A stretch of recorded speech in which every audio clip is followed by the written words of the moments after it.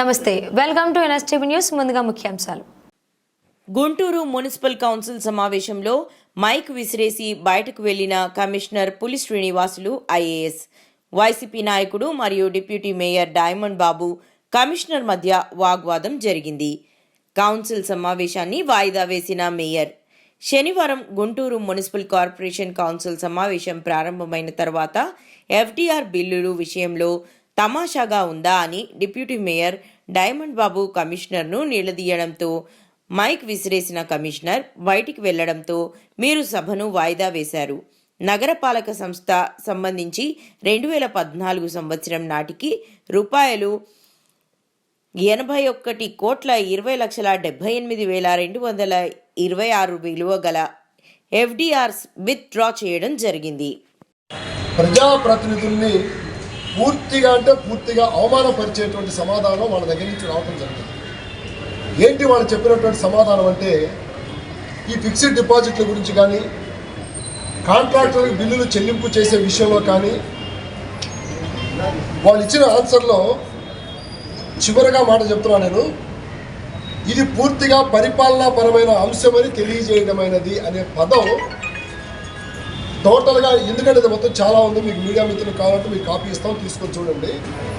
ఆ చివరిలో ఎలా చెప్పారంటే, దాన్ని మీకు అసలు సంబంధం లేని అంశం, అది మీకు చెప్పాల్సిన పని లేదు, మీకు చెప్పాల్సిన అవసరం అంతకంటే లేదు, దీనిని అసలు మీరు అడగకూడదు, ఇది పూర్తిగా పరిపాలనాపరమైనటువంటి అంశం అని తెలియజేయడం అనే పదం అధికారులు, పబ్లిక్ సర్వెంట్స్, ప్రజాప్రతినిధులు అందరూ కూడా పబ్లిక్ రిప్రజెంటేటివ్స్, మేము ప్రజాప్రతినిధులుగా ప్రజల తరఫున ఈ గుంటూరు నగరపాలక సంస్థలో ప్రజలు కట్టేటువంటి ట్యాక్సులు కానివ్వండి, ఇతరత్ర వచ్చే ఆదాయాలన్నిటికీ కూడా ప్రజలకి ఏ విధమైనటువంటి సదుపాయాలు అందుతూ ఉన్నాయి, ప్రజలకు ఏ విధమైనటువంటి మెరుగైనటువంటి సౌకర్యాలు కల్పిస్తూ ఉన్నారు అనే అంశాల్లో ప్రతి విషయాన్ని కూడా ప్రజాప్రతినిధులు మాట్లాడటానికి ఈ కౌన్సిల్ సమావేశం. ఈ విషయాన్ని నేను సంబంధిత కార్పొరేటర్ అడిగిన దానికి నేను ఒకే ఒక మాట అడిగా. ఏమడిగానంటే, ఇది పూర్తిగా పరిపాలనాపరమైన అంశమని తెలియజేయడం అనే పదం రాసినటువంటి వ్యక్తి ఎవరో అని అడిగాను. ఏ అధికారి ఆ పదాన్ని రాశాడని అడిగాను. అడిగిన వెంటనే ఎగ్జామినర్ ఆఫ్ అకౌంట్స్ని మీరా రాసిందంటే నేను కాదని ఆయన లేచి చేతులు ఊపాడు. నేను కాదని చెప్పాను. ఒక 2 నిమిషాలకి కమిషనర్ గారు మైక్ తీసుకొని ఈ రాసిన ప్రతి అంశానికి హెడ్ ఆఫ్ ది సిస్టంలో ఎవరైతే హెడ్ ఆఫ్ ది హౌసెస్ రాస్తారో, టౌన్ ప్లానింగ్ కావచ్చు, రెవెన్యూ కావచ్చు, ఎవరైనా కావచ్చు, హెచ్ఓడిస్ ఎవరు రాసినా సరే దానికి పూర్తి బాధ్యత నాదే అని చెప్పి చెప్పడం జరిగింది. ఆ చెప్పేదానికి ముందు నేను 2-3 సార్లు ఇది రాసిన అధికారి ఎవరు, ఇది రాసిన అధికారి ఎవరు అంటే ఎవరి దగ్గర నుంచి సమాధానం రాలేదు. రానప్పుడు నేను మాట్లాడిన భాష ఏంటంటే, మీరు ఇక్కడ 57 మంది కార్పొరేటర్లు ఉన్నారు, ప్రజాప్రతినిధులు ఉన్నారు, 11 లక్షల మంది ప్రజలు ఉన్నారు, ప్రజలకు సంబంధించినటువంటి అంశాలను మాట్లాడే ప్రజాప్రతినిధులు ఇక్కడ కూర్చొని ఉండగా మీరు ఇది పూర్తిగా పరిపాలనాపరమైన అంశమని తెలియజేయడం అనేది అంటే ఏమైనా తమాషాగా ఉందా అని అడిగాను నేను. ఈ తమాషాగా ఉందనే పదం కమిషనర్ గారు లేచి తమాషాగా ఉందనే పదం మీరు వాడకూడదని చెప్పాడు. నేను దానికి ఏం చెప్పానంటే, నేను చాలాసార్లు పదే ఇది రాసింది ఎవరో అని అడుగుతున్నప్పుడు దానికి ఆన్సర్ రానప్పుడు తమాషాగా ఉందనే పదం వాడటంలో తప్పేంటని అడిగాను. ఈ తమాషాగా ఉందనే పదం కొన్ని లక్షల సార్లు, కోట్ల సార్లు చంద్రబాబు నాయుడు గారు వాడుంటారు. ఈ తమాషా అనే పదంలో ఏ ఒక్క వ్యక్తిని ఉద్దేశించింది కాదు. తమాషాగా ఉందంటే 57 మంది ప్రజాప్రతినిధులు ఇక్కడ ఉన్నారు, వీళ్ళందరినీ అవమానపరిచే విధమైనటువంటి పదం వాడారు, మాకు ఉండాల్సిన గౌరవమేనా ఇది అనే ఉద్దేశంతో నేను తమాషాగా ఉందని అడిగితే దానికి కమిషనర్ గారు లేచి మైక్ తీసుకొని ఇసిరి కొట్టేసేసి, పేపర్లు ఇసిరి కొట్టేసేసి, ఏది పడితే అది మాట్లాడుకుంటా, ఇసురుకుంటా, కసురుకుంటా, ఎందుకు లేచాడో తెలియదు, ఎందుకు మైక్ ఇసిరి కొట్టాడో తెలియదు, అక్కడ ఏం అసందర్భం ఉందో తెలియదు. తమాషాగా ఉందనే పదము మీకు నచ్చనప్పుడు దాని మీద చర్చకు నేను సిద్ధంగా ఉన్నా. నేను వాడినటువంటి పదం లేదన్న తప్పు ఉంటే మీరు ఖచ్చితంగా ప్రూవ్ చేయొచ్చు. మేము మాట్లాడుతున్న పదాన్ని ఒక సింగిల్ వర్డు ఇలాగా చెప్పుకుంటా పోతే ఇది ఒకటే వాళ్ళకి బాధ కలిగిందిగా కనపడుతుంది. ఎందుకంటే ఇది పూర్తిగా ప్రజాప్రతినిధులను విస్మరించేటువంటి పదం కాబట్టి క్వశ్చన్ చేశాం మేము. ఇలా చెప్పుకుంటా పోతే నగరపాలక సంస్థ అధికారులు కొన్ని వందల సార్లు, కొన్ని వేల సార్లు ప్రజాప్రతినిధులను అవమానపరిచేటువంటి సందర్భాలు కొన్ని వందల సార్లు వేల సార్లు ఇదే కౌన్సిల్లో. అయినా కూడా మేము ప్రజాప్రతినిధులు అందరం కూడా దిగమింగుకొని ప్రజా ప్రయోజనాలను దృష్టిలో పెట్టుకొని మేమందరం కూడా సర్దుకుపోతూ ఈ దశకు వస్తే ఇవాళ మమ్మల్ని అవమానపరిచేటువంటి పదాలు వాడితే ఆ పదాన్ని మేము ప్రశ్నిస్తే ప్రజల తరఫున ప్రశ్నిస్తే అది తప్పు అని చెప్పి మాట్లాడేసేసి మైక్ ఇసురు కొట్టేసేసి పేపర్లు తులుపుకుంటూ వెళ్తాం అనేది ఇది ఎంతవరకు సమంజసం అని చెప్పి నేను కమిషనర్ గారిని అడుగుతా ఉన్నాను. మేము మాట్లాడిన దాంట్లో చర్చకు సిద్ధంగా ఉన్నాం. మేము మాట్లాడిన దాంట్లో తప్పు ఉంటే ఖచ్చితంగా మేము వెనక్కి తీసుకుంటాం. మీరు చేసిన దాంట్లో తప్పు ఉందా లేదనే దాన్ని మీరు కూడా చర్చకు కూర్చోండి. మీరు మైక్ ఇసురు కొట్టడం కరెక్టా, పేపర్లు విసిరేయడం కరెక్టా? ఇది చూస్తూ ఉంటే కమిషనర్ గారు పక్కా ప్రణాళికాబద్ధంగా ఎవరో మెప్పు పొందటం కోసం దీన్ని ఒక ఆశలాగా తీసుకొని చేస్తున్నటువంటి ప్రక్రియగా మాకు కనపడతాం తప్పనిచ్చి అక్కడ ఎటువంటి అసందర్భం లేదు, ఎటువంటి తప్పు లేదు.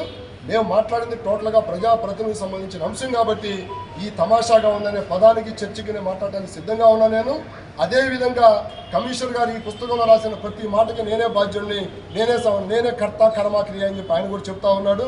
కాబట్టి మేము ప్రజా ప్రయోజనాలు తప్పనిచ్చి వేరే అంశం మేము మాట్లాడే దాంట్లో ఎక్కడెక్కడికి మా పదాలు దొరికినట్టు కానీ తప్పు మాట్లాడినట్టు కానీ అధికారులు అవమానపరిచినట్టు కానీ ఉన్నట్లయితే మేము ఆ చర్చకి సిద్ధంగా ఉన్నామని చెప్పి సందర్భంగా తెలియజేసుకుంటా ఉన్నాం. ప్రజలకు సంబంధించిన అంశాలు కౌన్సిల్ జరుగుతూ ఉంటుంది చర్చ. ప్రజలకు మంచి చేయడానికి అధికారులు ఉండాలి.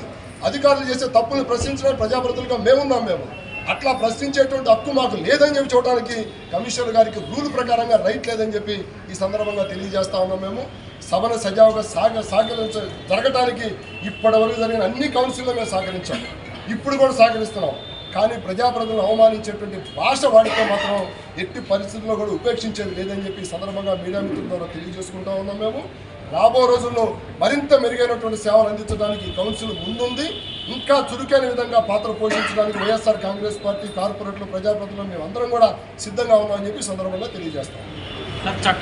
అధికారికి ఎప్పుడు ఉంటుందంటే ఏ అధికారినైనా సరే రూల్ పొజిషన్ చెప్తున్నాను నేను, ఏ అధికారినైనా సరే మేము ప్రత్యక్షంగా వాళ్ళని అవమానపరిచేటువంటి భాష, వ్యక్తిగతంగా దూషించటం, వ్యక్తిగతంగా ఇచ్చేసినప్పుడు సభలో ఉన్నటువంటి గౌరవ సభ్యుల్ని తాత్కాలికంగా సస్పెండ్ చేయటం ఇటువంటివి ఉంటాయి.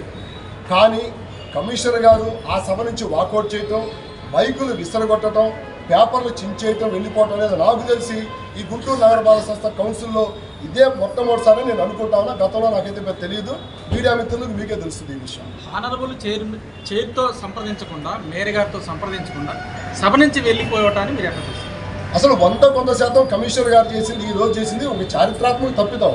Head of the house mayor గారితో ఏదైనా కమిషనర్ గారు డిస్కస్ చేయొచ్చు, తప్పులేదు.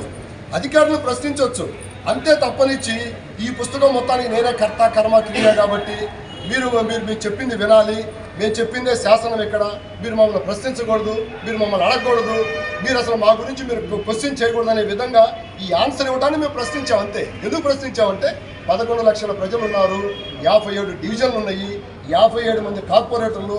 ఈ విషయంలో నేను తెలుగుదేశం పార్టీకి సంబంధించిన కార్పొరేటర్ల లేదా జనసేన పార్టీ కార్పొరేటర్ల, వైసీపీ కార్పొరేటర్లను చూడాల. ఇక్కడ 57 మంది ప్రజాప్రతినిధులకు అవమానకరమైనటువంటి భాష వాడారు కాబట్టి అధికారులు ఆ ప్రశ్నలు మాత్రమే మేము ప్రశ్నించాం. అంతే తప్పనిచ్చి అధికారులు ఇట్లా కౌన్సిల్లో నుంచి వాళ్ళు ప్రశ్నలు ఆన్సర్లు చెప్పాల్సిన పరిస్థితి ఉత్పన్నమైంది కాబట్టి ఎక్కడ మేము ఇబ్బంది పడతామనే ఆలోచనతో సభని ఖచ్చితంగా ఒక సావధానంగా ఒక చర్చ జరపవచ్చు. ప్రజాప్రతినిధులు మాట్లాడిన తప్పు అయితే దాని మీద చర్చ జరుపుదాం, అధికారులు చేసిన తప్పు అయితే చర్చ జరుపుదాం. అంతే తప్పనిచ్చి ఉద్దేశపూర్వకంగా మైకులు ఇసురు కొట్టడం, ఏదైనా ప్రజాప్రతినిధులు ఆవేశంలో మైకులు ఇసురు కొట్టారంటే గతంలో చూసాం. కానీ కమిషనర్ గారు మైకులు ఇసురు కొట్టడం, పేపర్లు చించేయటం, దులుపుకోవటం, ఇసురుకోవటం, వెళ్ళిపోవటం అయితే మాత్రం ఇదే ప్రప్రథమంగా కనపడతా ఉంది. దీన్నైతే మేము ఖచ్చితంగా ప్రజాప్రతినిధులుగా పూర్తి స్థాయిలో మేము ఖండిస్తూ ఉన్నాం.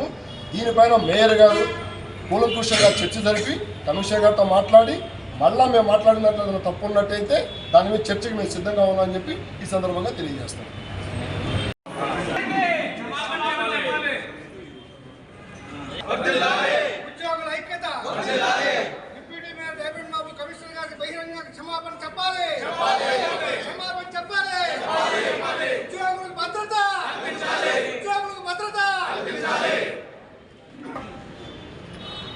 అందరికీ తెలుసు, గత నెలలో జరగాల్సిన కౌన్సిల్ సమావేశాన్ని కొన్ని అనివార్య కారణాల వల్ల ఈరోజుకి వాయిదా వేసి నిర్వహించడం జరిగింది. మరి 26 ప్రశ్నలు గత కౌన్సిల్లో జరిగితే కేవలం 2-3 ప్రశ్నలు కూడా ముందుకు వెళ్ళలేని పరిస్థితి కౌన్సిల్లో కానవస్తుంది. ప్రతి దానికి అధికారులని బాధ్యులుగా చేస్తున్నారు. ప్రతి దానికి ఉన్నవి లేనివి కల్పించి కౌన్సిల్ని ముందుకు పోనీయకుండా కాలాన్ని హరించేసి చాలా ఒకలాంటి వాతావరణాన్ని కల్పిస్తున్నారు. కేవలం 3 మాత్రమే కౌన్సిల్లో అధికారులను నిలదీయటం చాలా హాస్యాస్పదంగా ఉంది. దానిలో భాగంగానే ఎఫ్డీఆర్ల గురించి మరి డిప్యూటీ మేయర్ డైమండ్ బాబు గారి ప్రశ్న కానప్పటికీ గౌరవ కార్పొరేటర్ రోషన్ గారి ప్రశ్న అయితే ఈయన కల్పించుకొని పరిపాలనాపరమైన అంశంగా తెలియజేయటమైనది అని పట్టుకొని అది ఏదో తప్పుడు మాటలాగా భావించి కమిషనర్ గారిని నిలదీసి ఆవేశంతో ఏం తమాషాలుగా ఉందని మాట్లాడటం జరిగింది. ఇది ఆన్ రికార్డులో కూడా తమరు చూడొచ్చు. మరి ఒక ఐఏఎస్ ఆఫీసర్ని నగరానికి ఎంతో కృషి చేస్తా అభివృద్ధి చేస్తా ముందుకు దూసుకెళ్తున్న ఆయన్ని నిలదీసి తమాషాగా ఉందని అడగటం మరి ఆయనకి ఏ రాజనీతి నేర్పిందో నాకైతే తెలియదు. కానీ మా ఉద్యోగ మనోభావాలు మనకి చాలా దెబ్బతిన్నాయి. ఆయన ఉద్యోగుల పట్ల ప్రవర్తించే తీరు కూడా చాలా అసహ్యంగా ప్రవర్తిస్తుంది. ఒంటరిగా మనుషులు పిలవటం, నువ్వు అది తీసురా ఇది తీసురా, లేకపోతే నీ ఎంత చూస్తాను, నువ్వు ఎలా ఉద్యోగం చేస్తానంటే నువ్వు ఇచ్చిన ఉద్యోగం కాదు మాకు వచ్చింది, మా అమ్మ మా నాన్నగారు చనిపోతే వచ్చిన ఉద్యోగాలు. నువ్వు ఉద్యోగం ఈలేవు, నువ్వు ఉద్యోగం తీయలేవు. కేవలం 5 ఏళ్ళ పరిపాలన చేయడానికి వచ్చావు. ఉద్యోగాలు బెదిరిస్తావా? బ్లాక్మెయిల్ చేస్తున్నాడు ఈరోజు ఆయన. ఏమనుకుంటావు నీ గురించి? గతంలో ఎంతో మంది రాజకీయ నాయకులు పనిచేశారు ఇక్కడ. ఏనాడు ఏ ఉద్యోగస్తులు మనోభావం దెబ్బతినలేదు, బ్లాక్మెయిల్ చేయలేదు. ఎవరు నీతిమంతులు ఉండరు ప్రపంచంలో. ప్రతి మనిషి ఏదో తప్పు చేస్తారు. నీకేదైనా అధికారం తప్పుకుంటే మా కమిషనర్ గారిని కలువు, మా కమిషనర్ గారి దగ్గరికి నిలబెట్టు, అడుగు అక్కడ ప్రశ్న. ఆయన శిక్షిస్తాడో దండిస్తాడో హర్షిస్తాడో అక్కడ జరిగింది. నువ్వెవరు మా మీద కమాండ్ చేయడానికి? ప్రతి ఒక్కరూ మానసిక వేదనకు గురవుతున్నారని ఈరోజు ఈ అంశం పరంగా చెప్పాల్సి వస్తుంది. ఈ విషయంలో కమిషనర్ గారికి డైమండ్ బాబు గారు బహిరంగ క్షమాపణ చెప్పకపోతే కౌన్సిల్ జరగనీయం, ఉద్యోగస్తులందరూ బాయ్కాట్ చేస్తాం. ఉద్యోగస్తులు లేకుండా ఏ ఆఫీసులో కూడా నడవన్న సంగతి పాత్రికేయ మిత్రులకి ప్రజలకి అందరికీ తెలిసిన విషయమే. మీరు మాకు సహకరించి ఇట్లాంటి పరిపాలన నుంచి మాకు భద్రత కల్పించండి. రేపేం జరిగిందో అని మేము ఉద్యోగాలు చేయలేము. నా 32 ఏళ్ళ సర్వీసులో ఇటువంటి డిప్యూటీ మేయర్ నేను ఎప్పుడు చూడలేదు. మేయర్లు కూడా ఎవరు ఉద్యోగస్తులు పర్సనల్గా పిలిచి బెదిరించడం దాఖలాలు కూడా లేవు. కాబట్టి ఈ విషయంలో బహిరంగ క్షమాపణ డైమండ్ బాబు కమిషనర్ గారికి చెప్పిన తదుపరి మాత్రమే కౌన్సిల్ జరుగుతుందని మీ ద్వారా ప్రజలందరికీ ఉద్యోగస్తులందరికీ తెలియజేస్తున్నారు. ఉద్యోగుల ఐక్యత!